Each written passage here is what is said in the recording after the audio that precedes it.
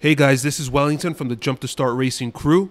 Before we start, I want to make sure to tell you to destroy that like button and to make sure to hit subscribe to be up to date with our episodes and clips. Please make sure to follow us on Instagram and Twitter. Our handle on both platforms is @JumpTheStartF1.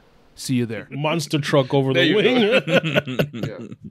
Then at the restart, Max Verstappen was able to overtake Hamilton. Bottas actually That was actually the most exciting part of the race. Yeah. Because we were at the bar down in Fele, and we were getting excited. I was screaming, "Let's go, Max!" Because I wanted to see somebody. Was that the part where the gentleman in the front by the bar was like just screaming at it to me? Let's go, let's go! Yeah. He seemed to be more of a Max fan than Wellington is. Yeah. Wellington woke up. Yeah, well, the DJ Khaled. Yo, oh man, that's exactly what that guy did. But yeah, but that was actually pretty exciting because it was a good fight there for a minute. But that was it. After that, it was just a snooze fest. Yeah, we had Hamilton take back the position. He overtook Bottas, so then he's in first, and then Hamilton in clean air. Just forget about it, right? Yeah. Well, Hamilton explained what happened there. This is when it was Bottas and there was Hamilton. Right. He was right in Bottas' slipstream, and he was watching Max. So and what he did was he saw Max make a move, so he moved to block him. And in that movement, what he did was he took away his own slipstream and gave it to Max. So Max got Bottas' slipstream and was able to pass him. So that's exactly what happened there. So I thought Bottas was at the beginning. I was like, is Bottas was that Bottas' fault kind of stuff? Because he held the pack back by a lot. Mm-hmm. So I was like, he just wanted to be hung to dry, so he could at least take off a little bit. What Ham said was that the minute he wanted to see where Max was. No. So the minute that he checked on Max, Bottas took off. Exactly. So then he took off, and he was trying to defend Max. And again, what he said, he made a stupid mistake. It was his fault. He moved over, and in him moving over, he gave Bottas' slipstream to Max, and that's how Max was able to was able to get into that slipstream, and then gain the speed to get down the. But it wasn't anything that Bottas could have planned, because how could you understand when he's going to be looking back? Oh no, but Bottas he just got lucky timing. Yeah, but I mean, and then Bottas dictating the pace. Exactly, that's what pretty much. It's like. At that point, it's just a drag race going down. Any driver would try to do that, let's be trying to hold everybody back, so they could fight themselves, and I'm out. Yeah. So I was like, oh man, it didn't work for him. But that was actually the same thing he said. Like, hey, I was looking out for this guy. Usually the restarts in F1 are fairly boring. There's nobody really passing.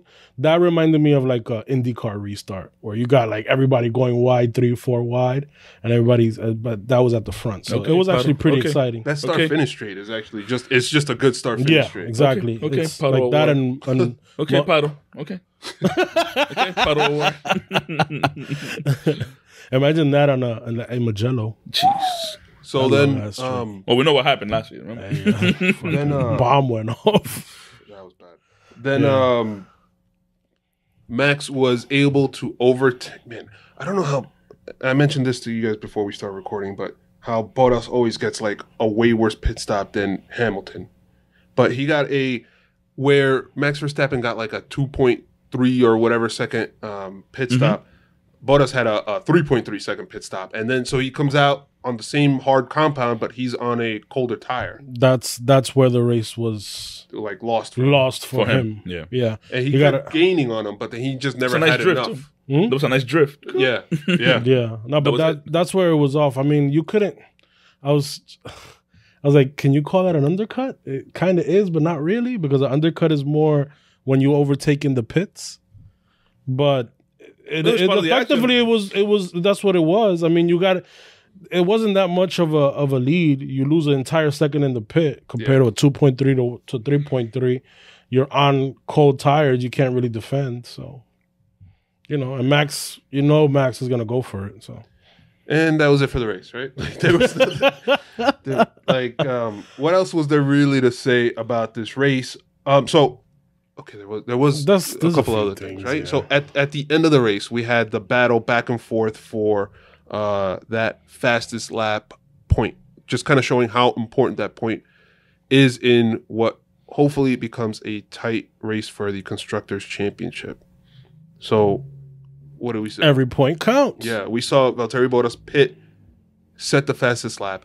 Then we saw Max Verstappen pit because Bottas was directly behind him. Mm-hmm. We saw Max Verstappen pit to try and get the fastest lap, but then his lap was deleted due to the track limits. Yeah, he went super, and I understand why they deleted that lap, even though that wasn't a corner where where the marshals were actually looking at, because they set out certain corners. They're like, if you go off on this corner, 14 wasn't one of them. But that's where 14 wasn't one of them. But you guys, we're all familiar with Monza and Parabolica, and then Parabolica's right before that straight. In Parabolica last season, or the past few seasons, they've been very vigilant on the cars going wide, because if you go wide, you get more traction and a straight shot to get into that straight shot. It's the same thing here in Portimao. You have that big long loop where they don't cut it off like a chicane like they do in Barcelona. So if you actually go wide there,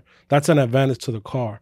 I mean, that's an advantage to the driver, where they can get more grip and they can take off faster into the straight. So that's why they deleted his lap. It makes a lot of sense. And he was off course. He was off. No, he was completely off. He all four wheels off the track. So this is 3 races, 3 track limit instances where it plays a factor. What I don't know. It's just a thing, right? As long as they clarify ahead of the race and they stick to the same rulings, should be fine, right? As long as it's consistent. If they're consistent, yeah. The issue is that, and this is Red Bull's gripe, is that they haven't been consistent with the calls. Mm-hmm. And it just so happens that it's been going against them.